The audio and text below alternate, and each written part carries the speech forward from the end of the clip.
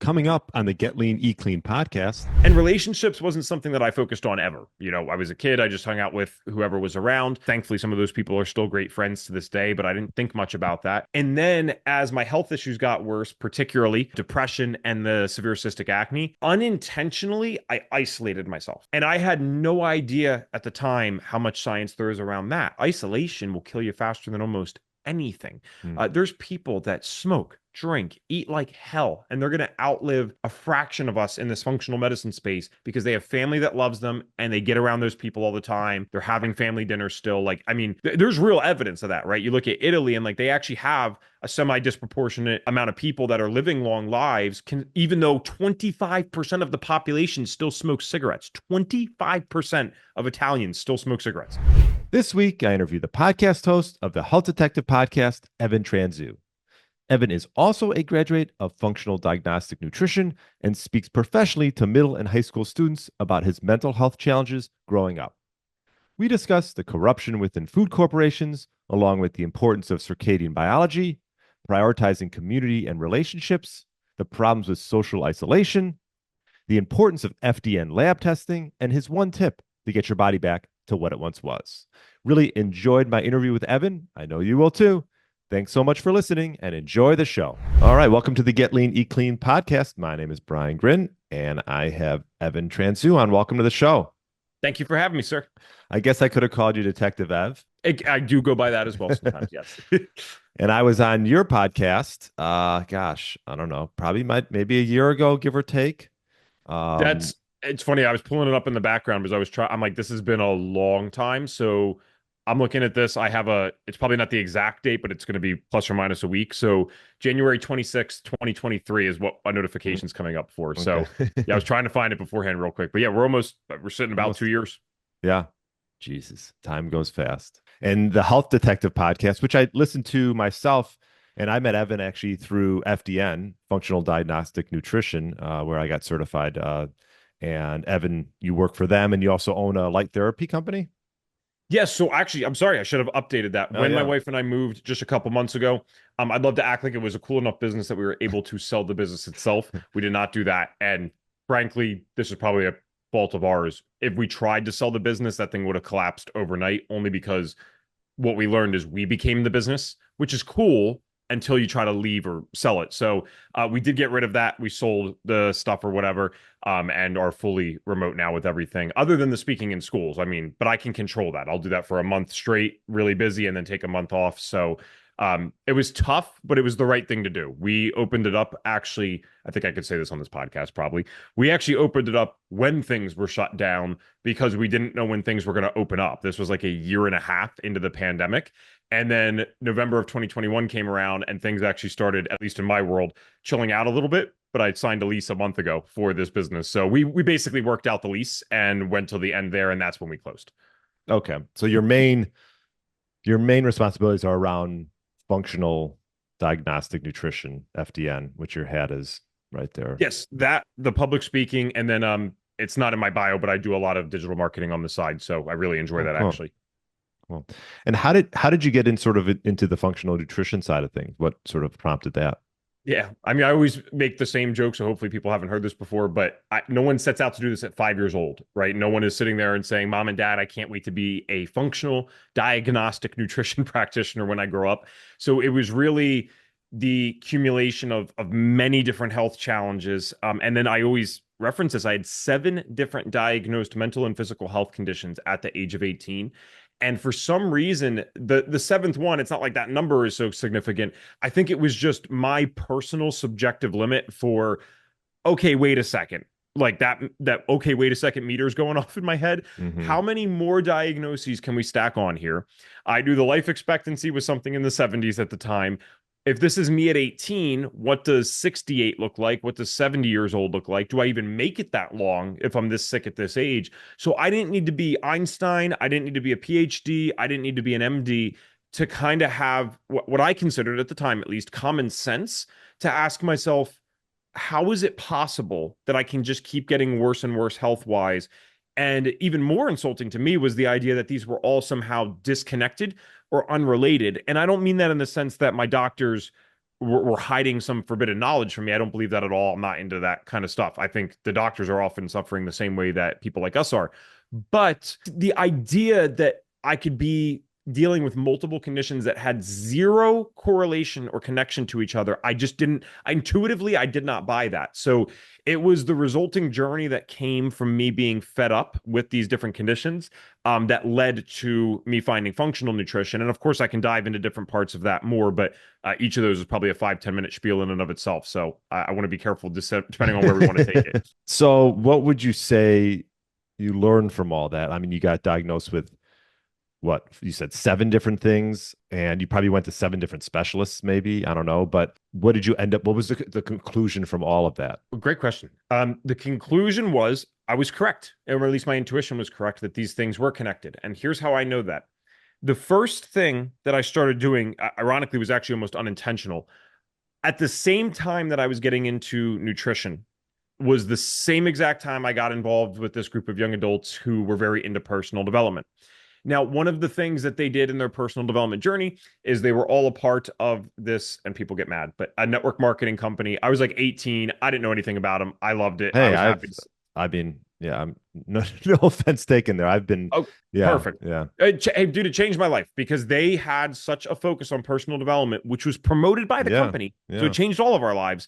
I'm forever grateful for that experience. What was the company, if you don't mind? I'm just curious. It was something called Vima. And the reason they got in trouble is because they were heavily marketing towards college kids. So, I mean, these college kids were blowing out dorm rooms with 30 people and pitching this stuff. So it got wild. And it's still in business to this day, actually. Oh, wow. But regardless, so I was taking the products just because I was interested in the personal development side. And I was none the wiser at the time that the core product that we were basically selling, because I wasn't even focused on that, was this high potency multivitamin. That's another thing people don't realize. Actually, a lot of network marketing products, even as someone who's not been in one for years, they're actually usually really great. And they need to be, because otherwise you would not be able to sell purely off word of mouth. It wouldn't work, right? Right. So I noticed that my mental health started to get better. And just so this is clear, within about a 3-month span, all of this is happening where I get the 7th diagnosis. So now I have this fed up feeling, but it's not that I automatically understand that nutrition's the answer. I just understand, at least intuitively, that this has to all be connected. I have no answers yet. But in the same 3-month window, I start consuming this high potency multivitamin multiple times a day in different forms. It was like healthy energy drinks or these little shots or whatever it might be, because we're selling so much of the product at these events that we were doing all summer long. And I noticed after about a couple months of doing that, that my mental health, at the very least, was significantly better than it had ever been, at the least as far as I could remember. Of course, my first thought with this, and it really should be because this stuff matters, was, well, I'm around the most positive people I've ever been around in my life. I'm reading books voluntarily for the first time since I was probably 10. Of course, I feel happier. I have goals for my life. I'm setting things out. And that's real stuff that can absolutely improve your mental health, no doubt. But then we all were getting older. People were getting into real jobs and actually finding genuine entrepreneurial endeavors that many of them are still involved with to this day. So it's really cool to see what's manifested from people being involved with that company. But the bottom line is we stopped selling the product. All stayed friends, all still into personal development. I'm still friends with these people to this day, 10 years later, but stopped selling the product. Within a couple of months of stopped consuming the product regularly, especially depression, that came back. And I'm sure I used less intelligent wording at the time. I just don't know what else to say about it now. The thought would have been a more dumbed down version of, can nutraceuticals affect our health? Like our, especially mental health. I never thought about that. And I go on just Dr. Google and I type in, I didn't know what to type in. So I just again, this is elementary stuff. Study on vitamins and mental health. I figure, okay, maybe that'll come up with something. And I did not know how to read studies at that time, but I'm looking at this and a bunch of hits came up. It's like vitamin B12, vitamin D, right? All this stuff. I'm like, well, I'm not a genius again, but it seems like there's something here. There a bunch of stuff just came up showing how vitamins could affect mental health. No one has ever told me that. No one's ever recommended that. No one's ever asked about my diet. I've been presenting with mental health symptoms since I was 5. I was 18 at the time. I was 5 when I started presenting with these symptoms. 13 years, over a decade. No one's ever brought this up to me. And that was I think this is what you were looking for. That was really the pivotal moment of my adult life, right? I'd only been adult for like a few months. But that was the pivotal moment of my adult life where I started to realize, oh, there's something to this, which is amazing because I've been sick as crap. How much is there to this? Let's find out. And here we are 11 years later. I do not meet the diagnostic criteria for any of the 7 health conditions that I had, one of which I was told was incurable and I would need a surgery for one day, by the way. So that's kind of insane. Wow. And I'm healthier than I've ever felt in my life. Do I think people like me, I do believe this, still have kind of a genetic predisposition to being more affected by some of the things that we're doing in today's world? Yes, I do believe that. And I also think that we need to be, if you're like me, more careful in today's world. My dad can get away with things that I just cannot. You can see the genes more on my mom's side. My mom was very sick, grandmother very sick, and her real dad, because my mom actually never, I don't think she met her real dad. When we heard about him and learned about him later in life, he was very sick. This was a guy. So think about this. I'm 29. This would be my grandfather.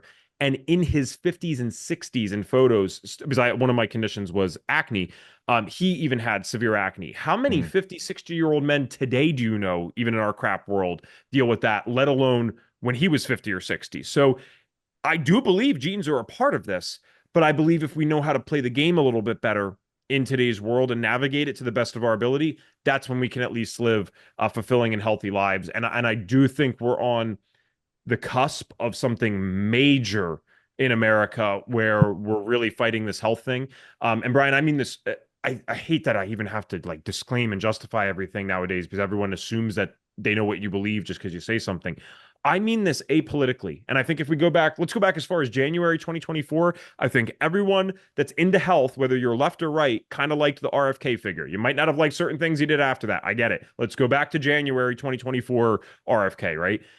What he's doing in the government right now, just bringing awareness to this. This guy's out there on his social media platforms with massive followings, talking about how fluoride lowers IQ. People like you and I know that those studies have existed for at least 20 years. The average person thinks that's a conspiracy theory. It's a studied fact. It's not an opinion. It's not a theory at all. So when I see stuff like this, I think we're on this cusp of making major changes in this country and around the world.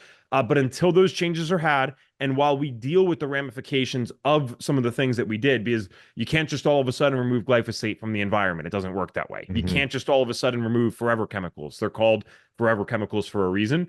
But we can navigate this water while we're healing altogether. Yeah, no, that's a good point. I agree with you. I mean, companies like FDN, I mean, there's more and more popping up with just ways to learn about how you can heal yourself from alternative health. And a lot of, unfortunately, a lot of what's going on mainstream, you have to sort of do your own research on these things. I mean, whether it's toothpaste or whatever it is, and that's sort of sad in a sense, right? That because they're all looking to make money and profit, these big companies, and hopefully what we have going on now, like you mentioned, with RFK Jr., that at a higher level, that what's going on in the mainstream maybe will get fixed to some degree. And just the awareness, because I always want to see personally, and people get, especially my friends that have different beliefs, kind of get a little upset with this. Like, I don't believe in daddy government coming to save us. Sure. And that, again, that also doesn't mean that all of my political beliefs, not you personally, but just people in general. Like, just because I say that does not mean I have the stereotypical beliefs that typically come with that. I want an empowered individual. I want an educated individual. I think that's how we prevent a lot of corruption and a lot of BS. If the average, if even 25% of people genuinely understood what was happening in our healthcare systems and in our food systems, these problems would be erased overnight. Because they would go tell one or two friends, everyone would be pissed, everyone would vote against it because it's insane. And they'd be shopping with their dollars and voting with their dollars actually as well. And these problems would cease to exist almost overnight. So is it amazing when your government comes in and it does seem, I could be wrong, but it does seem like there's a few characters up there that actually want to do something good and really change our trajectory here? Yes, that's a beautiful thing, and I'm glad it's happening. But I would love to see the average person educated enough and taking personal responsibility for their life enough that we can just avoid these things to begin with. The government only gets, and corporations, let's use corporations because that's less political. Even though they fund politics, right? They can only get away with as much as we don't know, right? Monsanto can only get away, now they're under Bayer, but they can only keep getting away with the stuff that they've gotten away with as long as we don't know it. right? If people knew that Monsanto has gotten charged, sued, and actually had to pay for this, so again, not conspiracy theory for anyone out there, they've done ghostwriting for studies. There was a scientist at Stanford that they paid off to ghostwrite a study. So it's like you're reading science and following scientific studies and you think you're doing great. And it turns out the guy behind the study is funded and being paid off by a corrupt company. So if we Right. knew things like that happen, you would never support anything that that company sells or is associated with again. But 99 out of 100 Americans don't even know that they've been sued for that, and not even counting the other things that they've been sued for. So if we knew, we wouldn't vote with our dollars by saying, hey, yes, give us more Roundup. Hey, give us more genetically modified organisms, right? Yeah. Yeah. It's a good point. And so now today, what would you say are the biggest levers that you do for your health? I mean, obviously you've overcome like some mental health issues, and mental health is something that's comes up a lot nowadays. I mean, you see it in sports now. A lot of the sports, I know even a golfer who had to take time off, and there was a golfer who unfortunately committed suicide this past year, last year. Well, no, either way, within the last year. So what type of steps do you see in only in your health, and then also sort of in the bigger picture with FDN and things like that, and companies that try to Okay, for help my individuals? personal Yeah. health, what I'm doing is one, I think something that happens naturally the deeper you get into the space. This is probably something many of the listeners can relate to. You start to become very aware of where you're at health wise in a way that you never really felt before. And I almost think like, is this what our ancestors were able to do? Is this what Native Americans are able to do? They kind of have this awareness of what's good for their body and what's not. I never had that. And I don't mean that in some woo woo hippie way. It's like, just like we shouldn't have to have nutrition facts, right? Like no other animal needs to be told what to eat. They know what to eat. Hmm. And yet we've domesticated ourselves so much that like we kind of have to get like dietitians and all these people to tell us what to eat to maintain our health. It's almost as if some sense of that starts coming back. So I can feel when I'm pushing too hard because the space does inspire you and then you want to work a lot and you want to share this message with people, so you have to watch out for the burnout of that, or the potential burnout of that. So there's almost this intuitive understanding now of, okay, I'm pushing too hard or whatever, in terms of practical steps that anyone can do, because they're like, I'm not intuitive, maybe. All right, fine. The number one thing that I try to be in integrity with is stuff regarding circadian biology and circadian rhythm. That is probably the thing that I needed to address the most in my health journey. And it's actually one of the things that I found out about and learned about last. The way that I look at this and what it seems to be, or what seems to be true if you look at the science behind this, is that the body just operates better in almost every way when your circadian rhythm is in check. So, what would a circadian rhythm in check be for the average human? It means that we are awake in the light and we sleep during dark. Now, are you going to sleep for 18 hours in a day if you live in a northern or very southern latitude and the sun's all screwed up sometimes? No, but it also does mean that for a portion of the day that it's dark, you're not getting yourself exposed to excessive blue light, artificial lights, and all this stuff. Like you actually have to adapt to that. And I think maybe one of the reasons that I learned this last is because even though people do share this a lot now on social media and podcasts or whatever, it's still one of the least popular things I find in terms of implementation. There's something attractive is not the word. I don't know what it is. I don't know if it's intuitive. I don't know if it's just natural. People almost seem to be able to easily adapt to this idea of, I'm going to try some new foods and hopefully they're better for my health. And even if they don't like it, right, they're still willing to do that. It is so hard for me to sell the idea to people that they should be wearing blue light blocking glasses at night. It is so hard for me to sell them the idea that they should be waking up with sunrise and getting out. Like they will eat the best food in the world and they still will not do that stuff.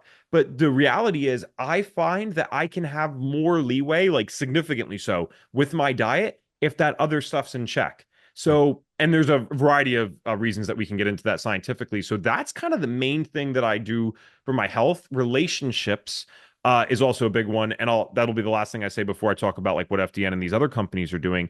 And relationships wasn't something that I focused on ever. I was a kid. I just hung out with whoever was around. Thankfully, some of those people are still great friends to this day, but I didn't think much about that. And then as my health issues got worse, particularly depression and the severe cystic acne, unintentionally, I isolated myself. And I had no idea at the time how much science there is around that. Isolation will kill you faster than almost anything. Hmm. There's people that smoke, drink, eat like hell, and they're going to outlive a fraction of us in this functional medicine space because they have family that loves them and they get around those people all the time. They're having family dinners still. Like, I mean, there's real evidence of that, right? You look at Italy and like they actually have a semi-disproportionate amount of people that are living long lives, even though 25% of the population still smokes cigarettes. 25% of Italians still smoke cigarettes. And they're That's a eating lot. late at night. That's They're a doing lot. all this. It's nuts.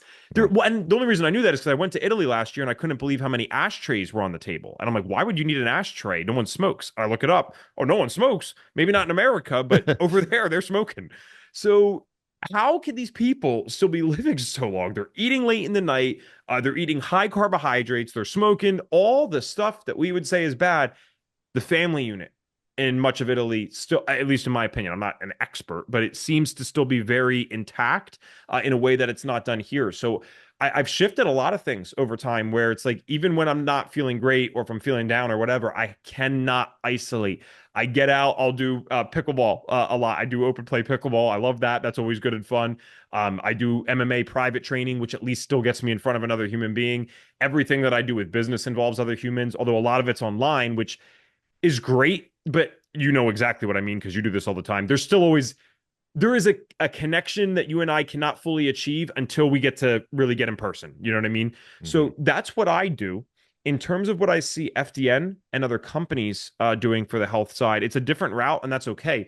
They're still suggesting the exact same things that I listed off and way more.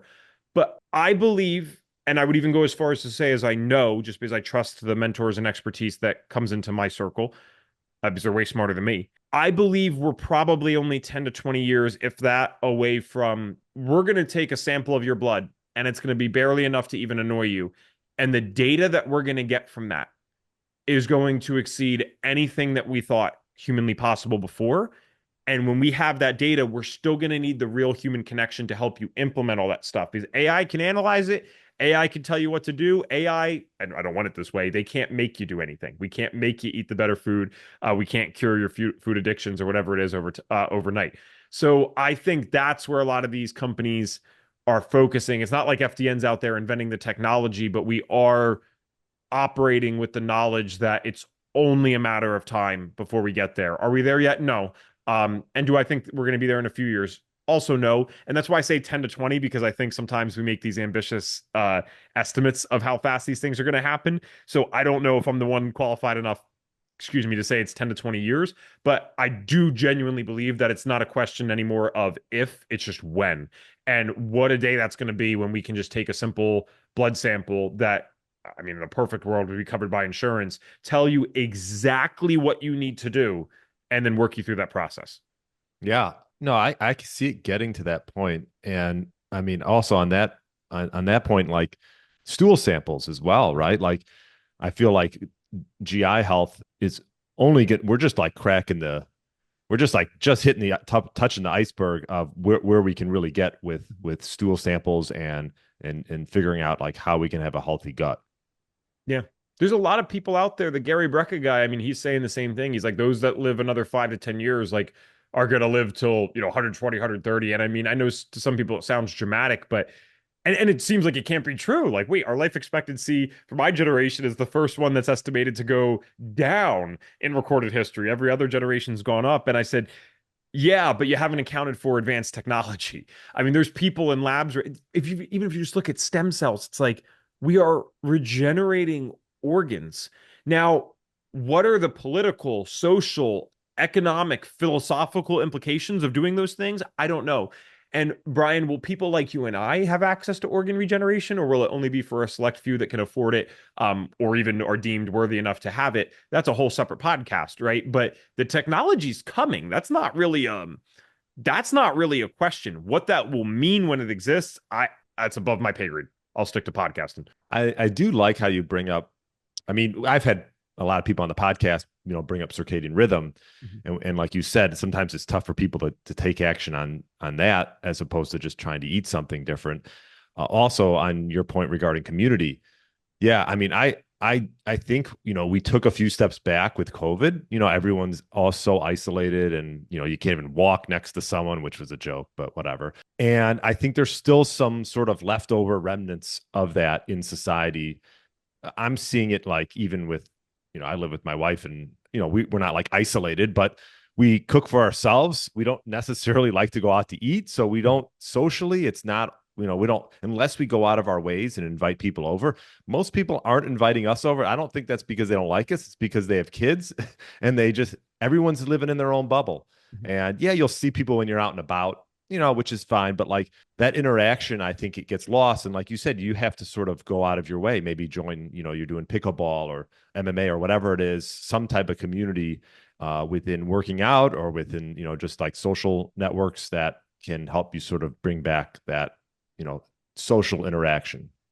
Yeah, and you have to know yourself as well, right? It's regardless of whether you're introvert or extrovert, humans are meant to be with other people. Like no one, I do not buy for 1 second anyone that, shoots out the idea that, oh, I don't need any human interaction at all because I'm so introverted. It's like, okay, I don't know if we're equating introversion with shyness now, because that is not the same thing at all.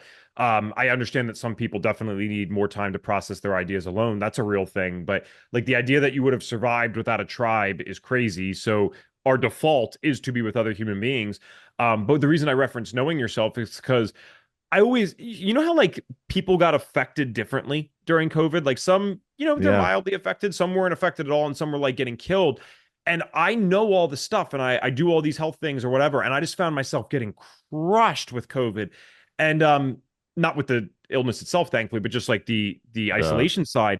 Yeah. And I'm super big into personality theory, and I use it as a tool, right, in personal development to understand oneself. And there's some out there that are just for fun, and then there's some that actually have significant scientific validity. And one of them is the Big Five, otherwise known as the five factor model. And I tested myself in this, and I also had my wife test me as well for accuracy and answers because, we like to believe we're self-aware, but we're not. And both of us scored me in the 97th and 98th percentile of extroversion. You take 100 people in a room, and in theory, at least in terms of people that answer this questionnaire, I'm going to be more extroverted than 97, 98 of them. And that to me was validating, right? That's too much for many people, and I get that. But sometimes I'm too much for people online. But I need to know myself and understand that that's okay to be that way. There's nothing wrong with that at all. There's a reason that there's a spectrum for it, and there's a reason that certain people get that genetically. There's also a reason people score in the second or third percentile of extroversion genetically, and that's fine too. But if you know yourself like that, isolation is the worst thing that I can do. And when I look back in my health journey, even when I had the acne and I was embarrassed and the depression was making me want to lay in bed all day, it probably hurt me worse to stay isolated and then feel comfortable that no one saw my acne than to feel the overwhelming anxiety that would have came from being social, even with it. And this is a very much a pros and cons thing, right? It's not that either situation's perfect, but when you know yourself, you can start deciding what's best for you. And isolation is the worst thing that I can do. I am night and day difference in my mood when I'm with people in person and all that stuff. That's one of the reasons, and Reed at FDN knows this, like I love them to death. I can never do this only full time because I have to do something in person and get that real connection as well. Yeah. Well, yeah, knowing yourself, obviously, some people are probably better with isolation than others. Sure. And like that's something that you realized about yourself. I don't know where I would lie on that. I'd probably be like in the middle, I would guess. I could go, but I do find that like, even just having family over for a few, I know some people don't want family over, which but like I've, a sister that lives close and their family, every time they come over and then they leave, even if they're over for an hour, like the energy, you just feel better. And, in the winter here, it can be a little dark and whatever. So, I'm outside Chicago, so we're getting to the time where you talk about having a light company. What are your thoughts around like red light and using that as a benefit for your health, especially in the winter months?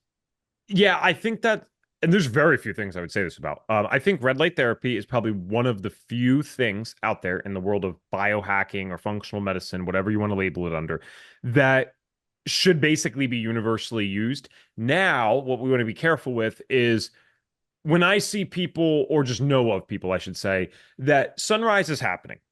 It's not -15, it's maybe 40 degrees. And they could throw on a jacket and they could walk outside and be totally fine. But they just don't feel like it, and they're replacing that with their $1,000 panel in their bedroom. I don't know that I agree with that. But is there a time and place to use this for almost everyone? Yeah, there is. I mean, it requires me to be inside a lot on these podcasts and other meetings to do my job. The pros of being able to do this job and have income come from it is actually very worth it. And I like it for a variety of other reasons that aren't income based. So, are there times that I'm almost deficient in some of the stuff that I should be getting because of it? Yes. So, I will use it for that reason because it makes sense with my life. But there's levels to it. The sicker one is the less I'm going to recommend the panels and stuff. Now, why would that be? You're like, that wouldn't that work really well for someone who's sick? Yes, but it ends up becoming your excuse for why you're not doing the best version, which is get the heck outside. When I was in, I'm a little more lenient now, but not by much. When I was in the midst of this and really learning about the circadian biology side, and I was still I was never really quite sick when doing the circadian biology stuff, but I still didn't feel great. I mean, I was out. It didn't matter if it was 10 degrees in winter because it does get there in Pennsylvania where I lived. I would just throw on a jacket, throw on a hat, have the mask. I'm like, if you were going skiing, you would know exactly what to wear today. And we're supposed to be outside anyway. So we would go and still walk. I'd find friends that were interested in it as well and wanted to do it. And it makes it all easier. So red light's probably one of the few things that I'm like, all right, everyone should have. Just don't let it be an excuse to Not still go live inside outside. all day and never get outside. Even just the fresh air, the air quality difference of outside is a huge benefit to the person, you know?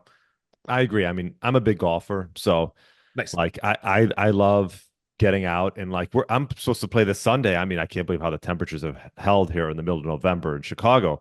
But like I went out the other day instead of watching a Bears game, then the Bears stink. So I was like, oh, they scored 3 points at half. Okay, I'm out of here. Like I don't need to watch this. Just going outside by myself. No one was out there, and just things like that. I mean, I walk my dogs 3 times a day, so I know what you're talking about as far as getting outside, and nothing can replace that. And the thing is, I always see the same people walking. And some of them do have, I would say 90% of the people have dogs, but there's that 10% who know, you can tell they know the value of getting outside and walking no matter the temperature. So it's easy to come up with excuses, but with all my clients, that's like the number one thing I try to get all of them to do is just to get out and walk.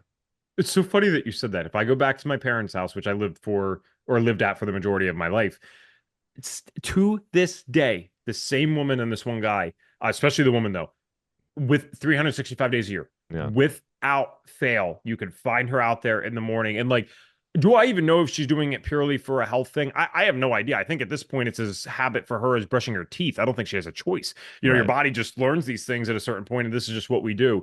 But I am 29. We lived at that house from when I was 3 and beyond, and I don't remember much, at that age at all. So as long as I can remember, this woman has been out there walking the same walk every single day, and it's multiple miles. It takes her probably 45 minutes an hour.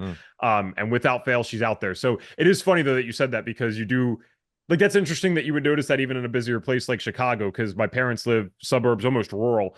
But yeah, no, you're like, this is the same individual every single day out here. Yeah, I mean, I'm in the northern bird, so we're not in the city, which trust me, I lived in the city for a little while, and then I got a dog. I'm like, there's no way I'm living in a city with a dog. Okay. I don't know how people live in the city with a dog when there's, shitting on the sidewalk and have no grass. So like, I was like, yeah, so we have land, which is nice. Nice. But yeah, it's simple to do, but it's also simple not to do it. It's one of those things. So community, circadian rhythm, which I think goes hand in hand with getting walks. Is there anything else that you think is sort of that big lever that people can move to sort of, get their health on the right track? Yeah, the big lever definitely still is, and I'm biased towards it, but I think it's very real. You gotta get yourself involved in the functional testing to some degree. Yes, in years from now, there will be tests that are more optimized, and it's probably going to be super cheap, or at least very affordable would be the right way to say it. And you can run the blood work, and it's going to be easy. We're not there yet. So what you need to do now is get yourself hooked up with someone who knows how to read these labs, knows how to actually do this stuff, and figure out what the heck's going on, especially if you're someone that has engaged in much better habits than the other people around you and you still don't feel like you're getting better.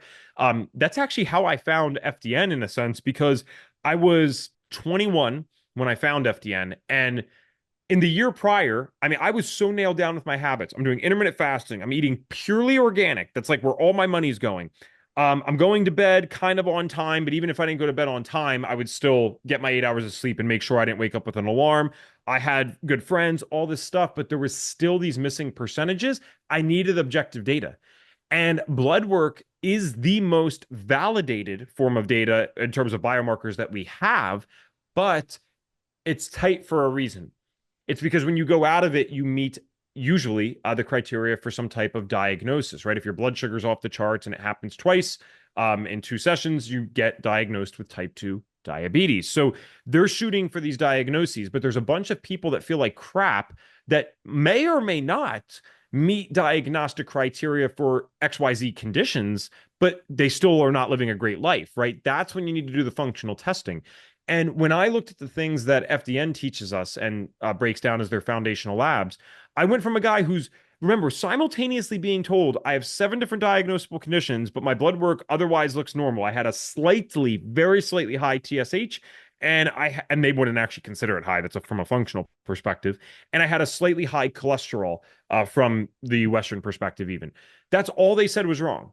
But with the people in functional medicine, parasite, bacterial infection, hormonal output that was indicative of exhaustive phase HPA axis dysfunction. So someone who's been going, for years and years and years under chronic stress, multiple food sensitivities, poor detoxification, not breaking down protein. And to the untrained ear, this can almost sound like doom and gloom. It's like, oh my gosh, like all that stuff. It's like, when I saw that, I'm not thinking doom and gloom. I'm thinking hallelujah.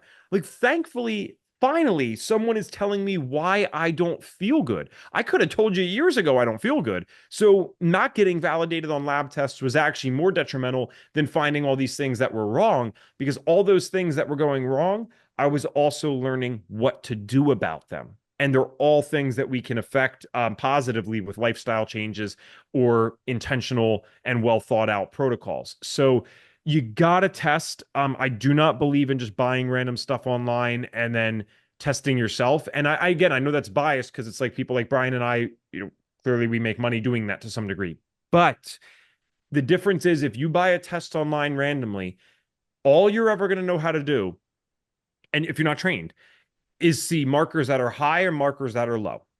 And then you're going to go on Dr. Google and look up what that high or low marker means. And that information might even be accurate, but it is never, well, not yet, because the AI is not there. It's not yet able to take those markers in the context of you.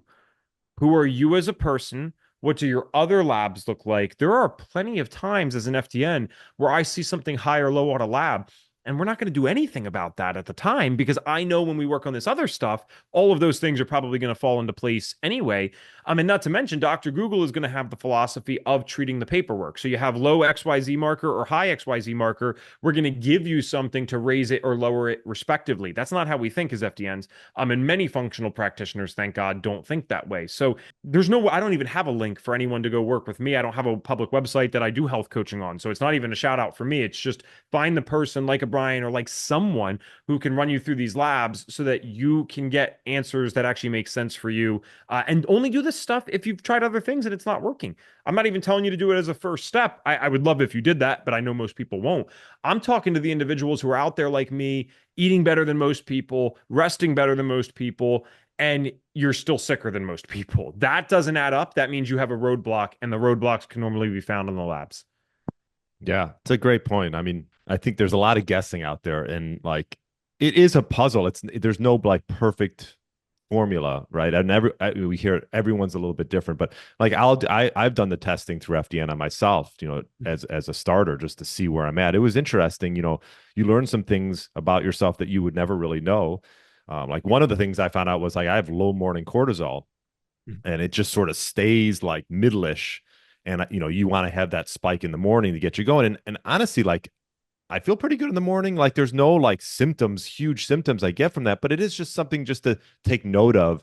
And there could be something lying behind that there's a reason why I have that. But, I think it's about just, the more you can learn, the better. I do think you can overtest, which is a whole nother thing. Sure. But I think, starting with just basic lab tests, like the GI map is another one where, learning about what's going on in your gut, I think can give you sort of another piece to the puzzle that might help answer some questions as well.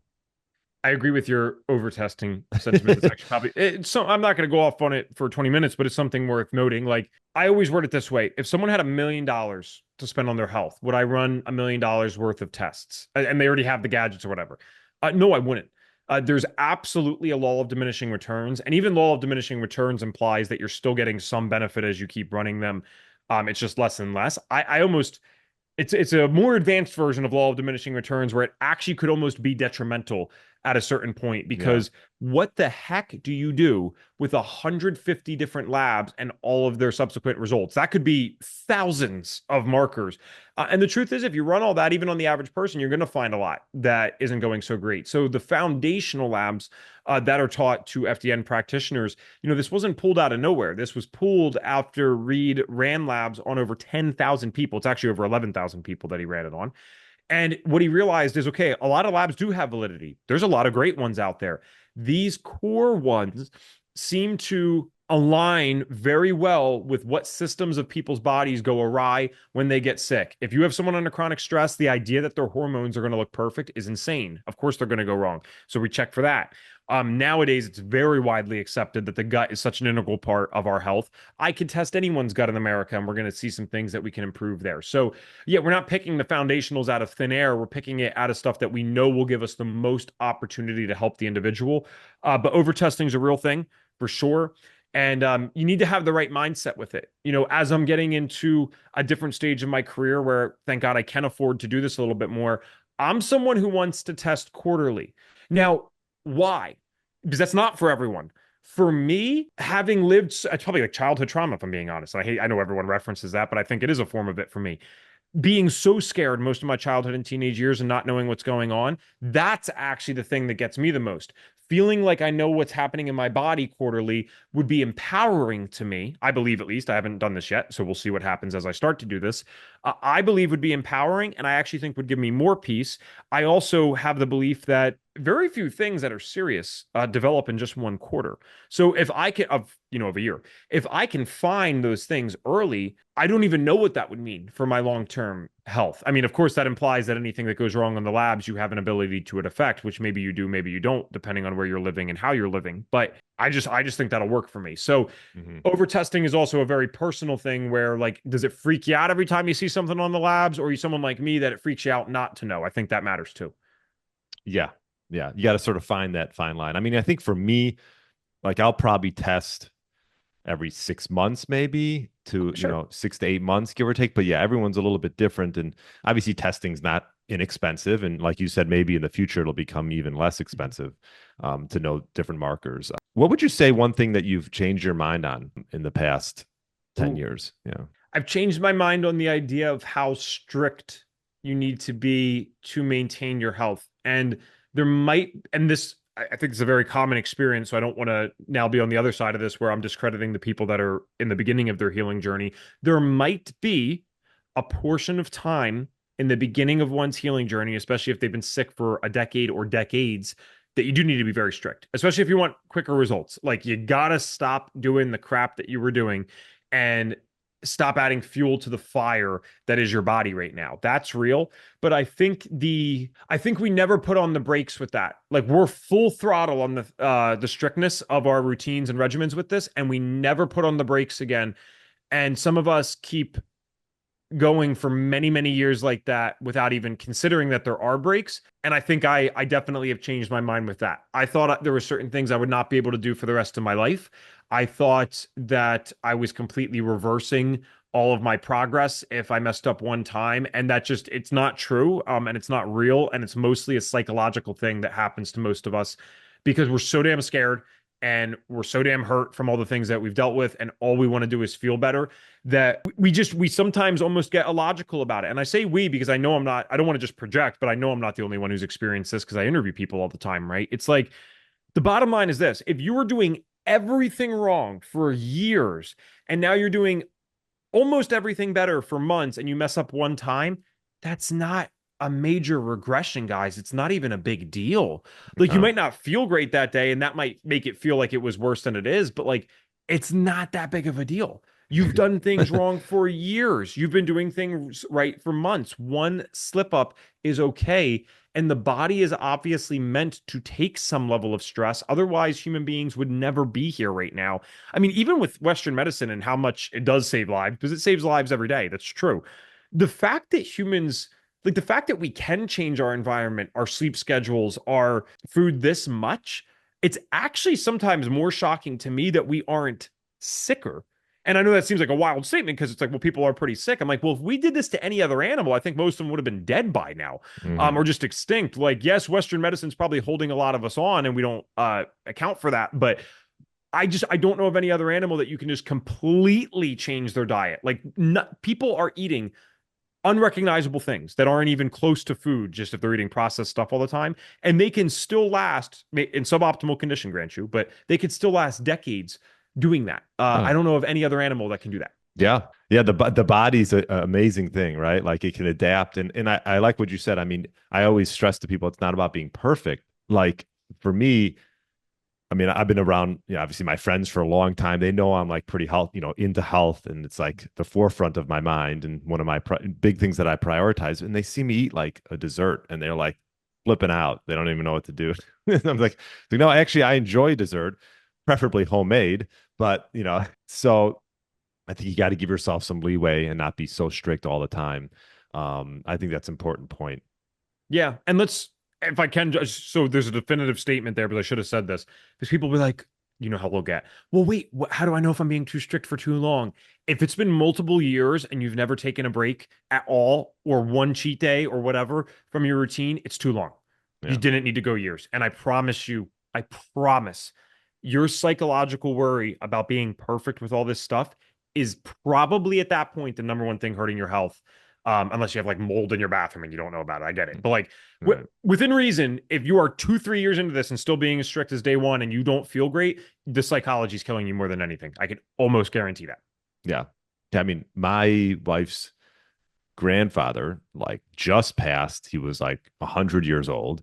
And I remember asking him like, like what was your life like? And I mean, he was in the war and like, anyways, a podiatrist and this and that. But like, what I got from him is he also sailed a lot, and his stress levels, I think, were pretty manageable throughout his entire life. He didn't eat perfect, none of that.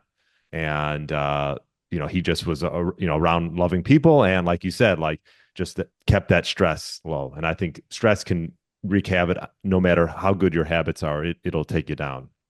Well, and Brian, you know, it's hilarious because, and I've only met so many of these people, so I guess it's not like I've interviewed all of them in the world, but you know what's so funny about the people that are 90, 95, 100, and you ask them their secrets to something? Right. None of them were trying to do that. Not Right. one of them are trying. Like I know now in our generation, in our world, is a functional medicine. You got like Dave Asprey out. What do you say, 180 or something? Like that's his actual goal. Yeah. And I mean, hey, that'd be really cool if he did it. So God bless. I hope he figures it out. But it's not a poke at him by any means. It's just these people that typically achieve that, the irony is they weren't trying to achieve it. They're Right. just so chill and they know how to live and be present that that takes them there. I know I need to always just be honest about where I'm at with my journey. I need to work on a lot in terms of stress if I think I'm making to triple digits, especially with the genetics that I have. I'm nowhere near there right now. I probably, all this health stuff was probably just to get me to a normal life expectancy. There has to be a whole new phase and evolution of Evan Transue if I'm going to get to that next thing where, I'm not running on adrenaline all the time. Yeah. Well, this was great, Evan. I feel like we could be a 2 hour episode, even though most of mine are just an hour, but maybe we'll have you back on another time. What I like to ask this to most of my guests that come on, what one tip would you give someone that's just getting on their health journey and they sort of don't know where to start? Catch sunrise every single day of your life if you can for at least 30 minutes. I don't care if it's raining. I don't care if it's snowing. I don't care if it's cold. Whatever you got to do. You wake up earlier than that for work. Just get out and do that. There's absolute magic that happens during that. And Did you say catch the sunrise? Is catch that what you sunrise. Gotcha. Yes. Okay. You said it really fast. I just Sorry. Yeah, catch sunrise every day and don't be on your phone out there scrolling. Oh, don't Actually even take tell the me time. about that. Yeah. Right. Well, because you will find like, yes, there's a health benefit to it, and it's pretty significant, but the mental revelations that come when you have that moment of peace in the morning. I do not fully understand it, but I mean, it's spiritual. That is the only way I can describe it. And it's not going to happen on day one. You're not going to have some, huge spiritual epiphany. I have never had a client do that for a month straight that, one, did not notice significant improvements in their health and sleep, but also, two, did not start to feel some form of connection or something deeper. It happened to me, and I'm a former atheist. So go enjoy that. And that is definitely the one thing I would tell people to do if they can't do anything else. Love that. Yeah. Yeah. That's something that even with we'll travel. So I won't have my dogs necessarily because my dogs, they want to get out. So that forces me, but I enjoy it. So even without my dogs, and if we travel, I'll get out and just walk by myself so it's something I always stress and I don't bring my phone. So I know there's certain people I see and they're always looking down at their phone. It drives me nuts, but that's a whole nother thing. But yeah. Anyways, Evan, thank you. Thank you, Brad. Lots of good info. And I appreciate you coming on. Where's the best place for people to find you? So for me, anything FDN related, health detective podcast, all that stuff is Functional Diagnostic Nutrition.com/podcast. That helps you out with all the podcasts that we're on. And then my personal stuff, the only thing I even talk about would be for the school speaking. So if, God forbid, there's a teacher or something listening to this, that you got to understand, I don't necessarily go in and teach the kids about functional medicine per se. But if there's something that you liked, evantransue.com is where you can find all the speaking stuff. And I always greatly appreciate any referrals. Great. All right. Well, Evan, have a great rest of the day. And thanks for coming on the podcast. Thank you, sir. Thanks for listening to the Get Lean, Eat Clean podcast. I understand there are millions of other podcasts out there, and you've chosen to listen to mine, and I appreciate that. Check out the show notes at briangryn.com for everything that was mentioned in this episode. Feel free to subscribe to the podcast and share it with a friend or family member that's looking to get their body back to what it once was. Thanks again, and have a great day.